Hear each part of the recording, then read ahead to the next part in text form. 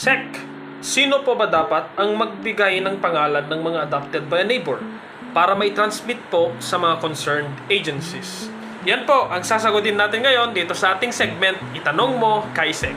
For us to understand po, may two types of evacuees po tayo na trinatransmit sa mga concerned agencies like MSWDO at saka MDRRMO. Una, yung mga lumilikas sa mga evacuation centers ng munisipyo at ganun din sa mga barangay. Pangalawa, yung mga lumilikas po sa bahay ng kanilang mga kapamilya o kapitbahay. Yung pangalawa po, yung tinatawag natin na adopted by a neighbor. Sino po ba dapat talaga ang maglista sa mga pangalan ng mga adopted by a neighbor?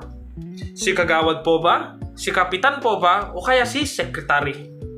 To explain, si kapitan po, during typhoon, siya po yung pinaka-head dito sa ating barangay. He supervises the evacuation center of the barangay and also is the one who is giving orders and directives in order to ensure the welfare of his constituents. Si secretary naman po, siya yung focal person ng mga concerned agencies. Siya yung nagsisend ng mga numero sa kanila para sa ganon, nalalaman ng mga concerned agencies na ito kung ano yung mga dapat gawin nila para mabigyan po ng pagkain o kaya in the future yung assistance o ayuda na tinatawag natin.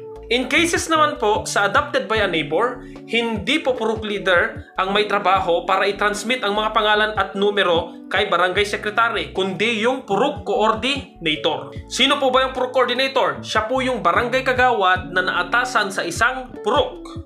So kailangan po na si kapitan, sekretary at kagawad ay magtrabaho para sa ganun ay ma-include lahat ng mga adopted by a neighbor dito sa ating barangay.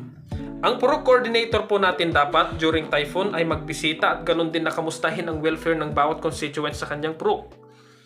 The barangay secretary's report for adopted by a neighbor is solely dependent on their report. Now, may video naman po na si barangay secretary at sa kapitan bumisita. Hindi po kami bumisita sa mga possible na may adopted by a neighbor, kundi pumunta po kami sa mga flood-prone areas to check on them. Bakit?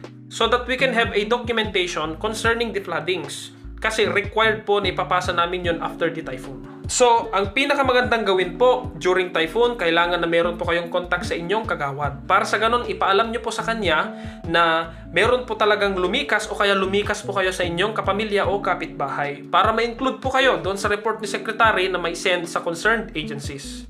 Kung wala po kayong pangalan, pero nagpa-adopt by a neighbor naman po kayo, we cannot truly say na kasalanan lang ni kagawad yun.